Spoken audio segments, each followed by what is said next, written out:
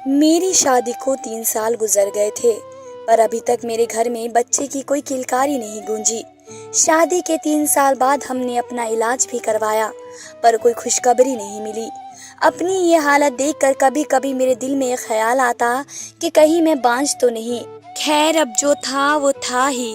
काफी इलाज के बाद जब हमें कोई परिणाम नहीं मिला, तो डॉक्टर ने हमें IVF की सलाह दी। पर IVF करवाने में खर्चा बहुत था और हमारे पास इतने पैसे नहीं थे कि हम IVF करवा सके। इसलिए एक दिन मेरे हस्बैंड ने कहा कि हमें पैसों की सख्त जरूरत है और हमारे पास पैसे नहीं हैं, इसलिए मुझे नौकरी के लिए विदेश जाना पड़ेगा। मैं अपने पति को विदेश जाना नहीं देना चाहती थी, क्योंकि उनके जाने के बाद मैं अकेली हो जाती। मेरे पति अपने माँ बाप के इकलौते थे और मेरे सास ससुर भी इस दुनिया में नहीं थे, इसीलिए मैं अपने पति के साथ अकेली रहती थी। वो तो भगवान का शुक्र था कि हमारे शहर में खुद का घर था। उनके जाने के बाद मैं घर में एकदम अकेली हो जाती। लेकिन कहते हैं ना कि मजबूरी इंसान को क्या कुछ करने पर मजबूर नहीं कर देती। मजबूरन मेरे पति को पैसों के लिए विदेश जाना पड़ा। वो तो आस पड़ोस के लोग अच्छे थे, जिनकी वजह से मुझे अकेलापन महसूस नहीं होता, और मुझे किसी भी चीज की जरूरत होती तो पड़ोसी मेरी मदद भी कर देते। मेरे हस्बैंड का नाम अरविंद था। अरविंद को विदेश गए हुए 3-4 महीने ही गुजरे थे। एक दिन अचानक मेरी बड़ी बहन का फोन आया। मेरी बड़ी बहन मुझसे उम्र में काफी बड़ी थी। उनके बच्चे लगभग मेरी ही हम उम्र के थे। उन्होंने मुझसे कहा कि उनका बेटा तरुण पढ़ाई के लिए शहर जा रहा है।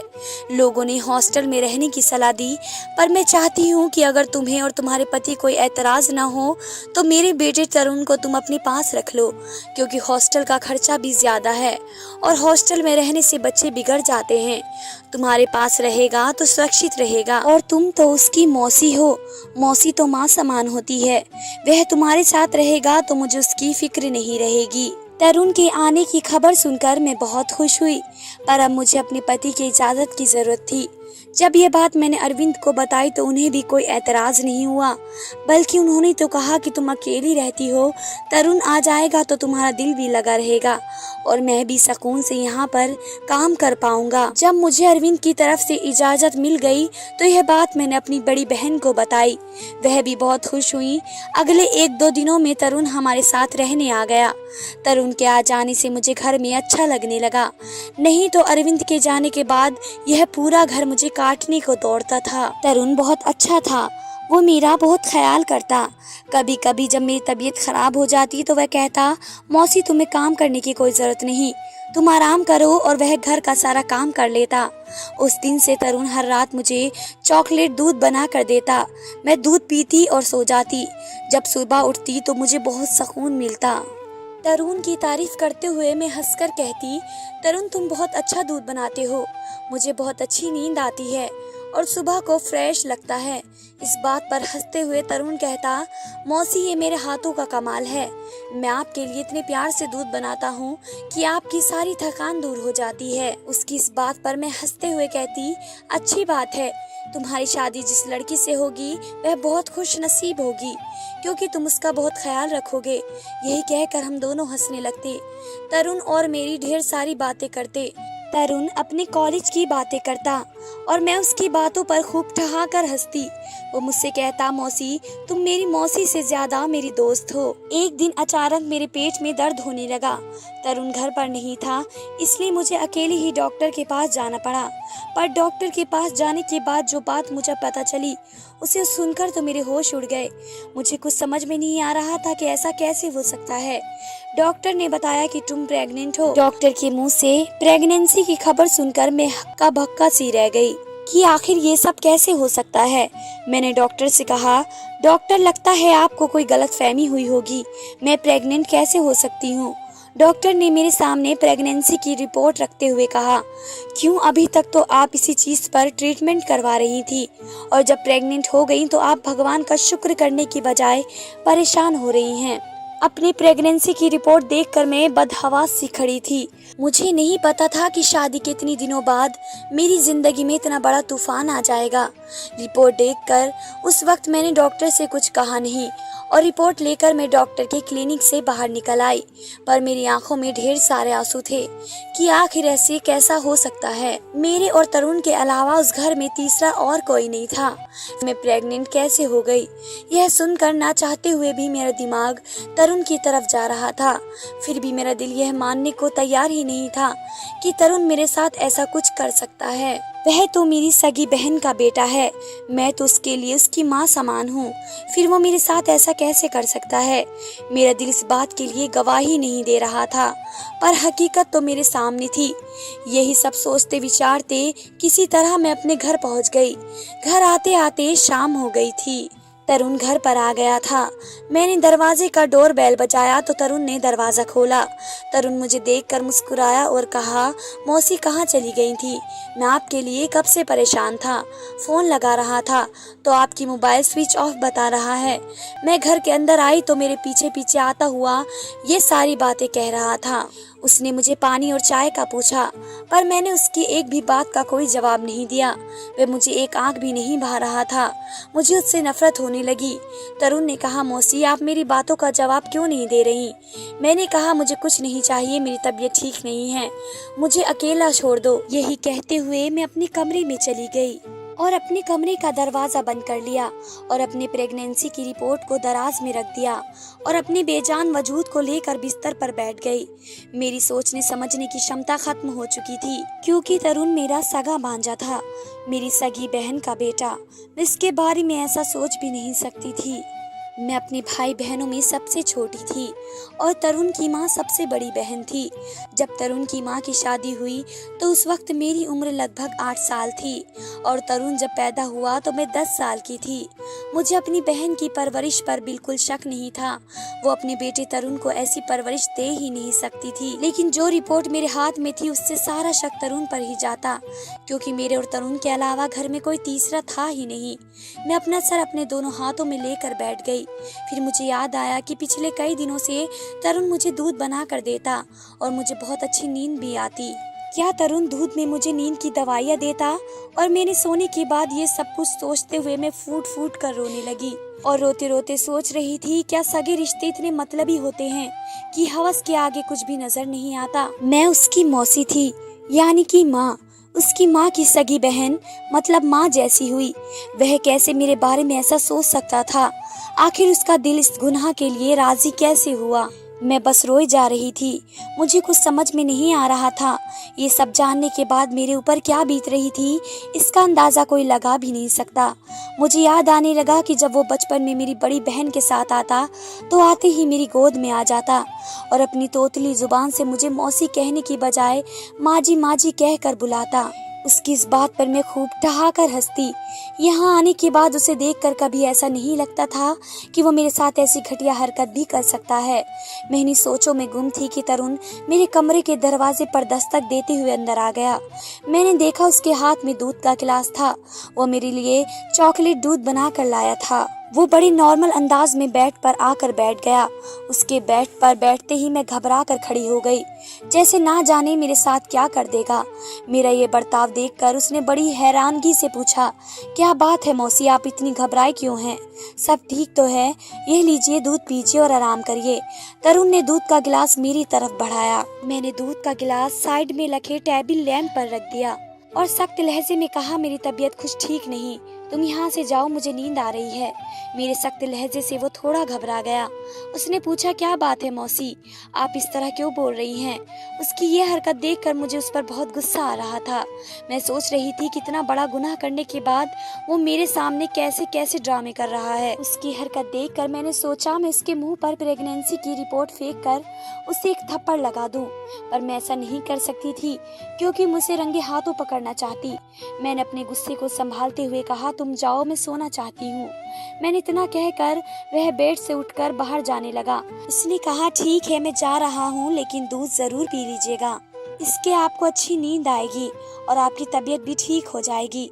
फिर से दूध पीने का जिक्र करके वो कमरे से बाहर निकल गया। मैं यही तो जानना चाहती थी कि ये दूध पिलाकर वो मेरे साथ आखिर कौन सा घिनौना खेल खेल रहा है। उसके जाते ही मैंने उस दूध के गिलास को लिया और खिड़की से बाहर फेंक दिया और कमरे की लाइट बंद करके सो गई। पर मैं नींद में नहीं सोई थी। मुझे उस वक्त का इंतजार था कि तरुण मेरे कमरे में आखिर कब आता है। पर 1 घंटा गुजर गया, तरुण मेरे कमरे में नहीं आया और मुझे अब नींद भी सताने लगी। मुझे लगा शायद तरुण को शक हो गया है कि मैं सोई नहीं हूँ। मेरे साथ इतना कुछ हो जाने के बाद अब मैं सहम गई थी। अब मैं दोबारा ऐसी कोई भी गलती नहीं करना चाहती जिससे मेरे साथ कुछ भी गलत हो। अब मैंने सोच लिया था कि सुबह में उठकर तरुण से कह दूंगी तुम अपने रहने का ठिकाना कहीं और ढूंढ लो। ये सब सोचने के बाद मैंने कमरे का दरवाजा अंदर से बंद किया और गहरी नींद में सो गई। पर सुबह जब मेरी आँख खुली तो मेरे कमरे का दरवाजा बहुत तेज खटकाया जा रहा था। मैं घबरा कर उठी और अपने कमरे का दरवाजा खोला तो सामने तरुण को देखा। उसका चेहरा गुस्से से लाल था। उसने गुस्से में कहा, आपने दरवाजा क्यों लॉक किया था? उसका रोब जमा कर मुझको यूं पूछा, मुझे तबाह करके रख दिया। वो होता कौन है मुझसे इस लहजे में बात करने वाला? उसे तकलीफ इस बात की थी कि उसका रास्ता मैंने बंद कर दिया। जो गुनाह वह मेरे साथ करने वाला था, शायद उसकी तलब ना पूरी होने पर वह यूं उखड़ कर मुझसे बात कर रहा था। मैंने कहा, तुम होते कौन हो मुझसे ये पूछने वाले? मेरे बुलंद और सख्त लहजे पर वो कुछ हैरान हुआ था और फिर नरम लहजे में बोला, मौसी, रात में आपकी तबीयत खराब थी, इसलिए मुझे आपकी फिक्र थी। मैं कब से दरवाजा खुलवाने की कोशिश कर रहा था, पर जब आपने दरवाजा नहीं खोला तो मैं परेशान होकर दरवाजा पीटने लगा कि कहीं आपकी तबीयत कुछ ज्यादा तो खराब नहीं हो गई। मुझे उसकी झूठी फिक्रमंदी और दिखावे की परेशानी देखकर उस पर गुस्सा आने लगा। मैंने गुस्से में कहा, तुम्हें मेरी फिक्र करने की कोई जरूरत नहीं। यही कहते हुए अपने कमरे से निकली और अपनी एक सहेली के घर चली गई। मेरे पड़ोस में मेरी ही हम उम्र मेरी एक सहेली रहती। मैं उससे अपने मन की सारी बातें शेयर करती, पर यह बात मैंने उससे कैसे बता सकती? पर मेरी मजबूरी थी, मुझे किसी न किसी को तो अपने अबॉर्शन के लिए साथ ले जाना था, क्योंकि मेरे पति अरविंद अगले महीने आने वाले थे और अगर मेरी प्रेगनेंसी ज्यादा दिन की हो जाती तो मेरा अबॉर्शन भी नहीं हो सकता। इसलिए मुझे जल्द से जल्द अबॉर्शन करवाना था। मैंने अपनी सहेली को अपनी प्रेगनेंसी की बात नहीं बताई, सोचा अस्पताल जाकर बताऊंगी। मैंने उससे कहा, मेरी कल डॉक्टर के साथ अपॉइंटमेंट है, मेरी तबीयत कुछ ठीक नहीं, तुम्हें मेरे साथ चलना होगा। उसने कहा, ठीक है। उस दिन मैं पूरा दिन अपनी सहेली के घर पर ही रुक गई। वहीं पर खाना खाया और आराम भी किया। मैंने अपनी सहेली से झूठ बोला कि तरुण घर पर नहीं है और मेरी तबीयत भी ठीक नहीं, इसलिए मुझे अच्छा नहीं लग रहा। मेरी तबीयत ठीक नहीं है और तरुण भी घर पर नहीं। यह सब जानने के बाद अपने खुद ही मुझे अपने घर पर रोक लिया। अगले दिन हम दोनों डॉक्टर के पास जाने वाले थे, पर जब मैं उधर से अपने घर आई तो मेरे साथ कुछ ऐसा हुआ जिसे देखकर तो मेरी जान सूली पर लटक गई। मैंने देखा घर पर मेरे पति अरविंद आए हुए थे। वो मुझे देखते ही अपने गले से लगा लिए और कहने लगे, अब बताओ कैसा लगा मेरा सरप्राइज? मैं कब से तुम्हारा इंतजार कर रहा था, तुम्हारा फोन भी नहीं लग रहा था, कहाँ पर थी तुम? उनसे लिपट कर मैं फूट फूट कर रोने लगी और सोचने लगी कि अब क्या होगा, मेरा अबॉर्शन कैसे होगा। अरविंद ने मुझसे कहा, तुम रो क्यों रही हो? अब मैं आ गया हूँ।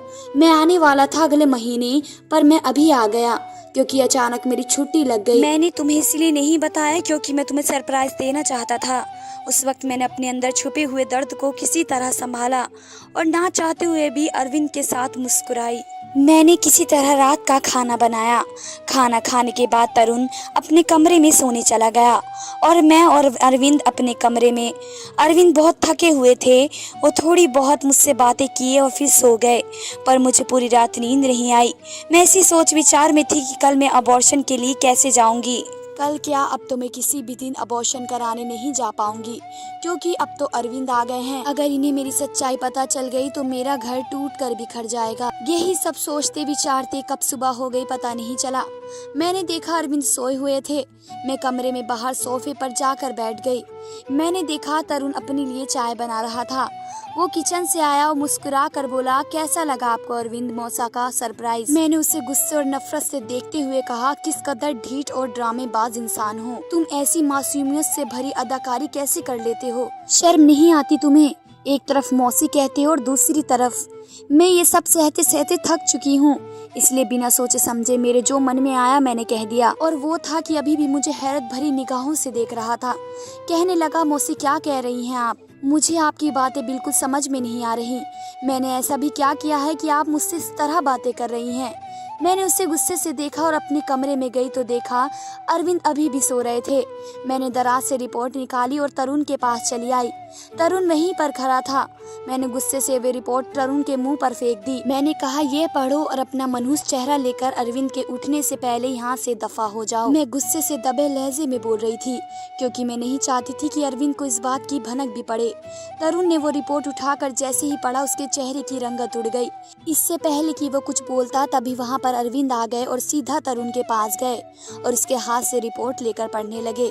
अरविंद को रिपोर्ट पढ़ता देख मैं घबरा गई और सोचने लगी, अब तो मेरा घर बर्बाद हो जाएगा। यह सब जानने के बाद अरविंद मुझे छोड़ देंगे। यही सब सोचते सोचते कब गिरकर बेहोश हो गई पता नहीं चला, और जब होश आया तो अपने आप को हॉस्पिटल में पाया। मैं बेड पर लेटी हुई थी और अरविंद बड़े गौर से मुझे देख रहे थे। तरुण भी वहीं पर खड़ा था। अरविंद को देखते ही मैं रोते हुए कहने लगी, अरविंद, इसमें मेरा कोई कसूर नहीं है। तरुण ही दूध में मुझे नींद की गोलियां देता था। भगवान के लिए मुझे छोड़िएगा मत। मैं आपसे बहुत प्यार करती हूँ, आपके बिना नहीं रह सकती। मेरी बात सुनकर अरविंद मेरे पास आए, मुझे गले से लगा लिया और कहा, इतनी परेशान क्यों हो रही हो? मैं तुम्हें कभी नहीं छोड़ूंगा। मैंने तुम्हारे सारे टेस्ट नए सिरे से करवाए। तुम प्रेग्नेंट नहीं हो। शायद किसी और की रिपोर्ट तुम्हारी रिपोर्ट के साथ बदल गई। ना तुम गुनहगार हो और ना ही तरुण। तुम्हारे साथ कुछ गलत नहीं हुआ। तरुण तुम्हारे साथ ऐसा नहीं कर सकता। तरुण की नज़र जब मुझ पर पड़ी तो मैंने देखा वो रो रहा था। मुझे देखते ही वो मेरे पास आया और मुझसे कहने लगा, मौसी, आपने ऐसा सोच भी कैसे लिया कि मैं आपके साथ ऐसा कर सकता हूँ? मुझे अपनी माँ और आप में कभी कोई फर्क नजर नहीं आया। मैंने आज तक किसी लड़की को नजर उठाकर नहीं देखा, तो आप तो मेरी माँ समान हैं। वो रो रो कर सारी बातें कह रहा था। डॉक्टर और नर्स की लापरवाही की वजह से रिपोर्ट की अदला बदली ने मुझे अपने भांजे के सामने शर्मिंदा करके रख दिया। क्या क्या मैंने अपने भांजे के खिलाफ नहीं सोच लिया था। दोस्तों, उम्मीद करती हूँ कि स्टोरी अच्छी लगी होगी।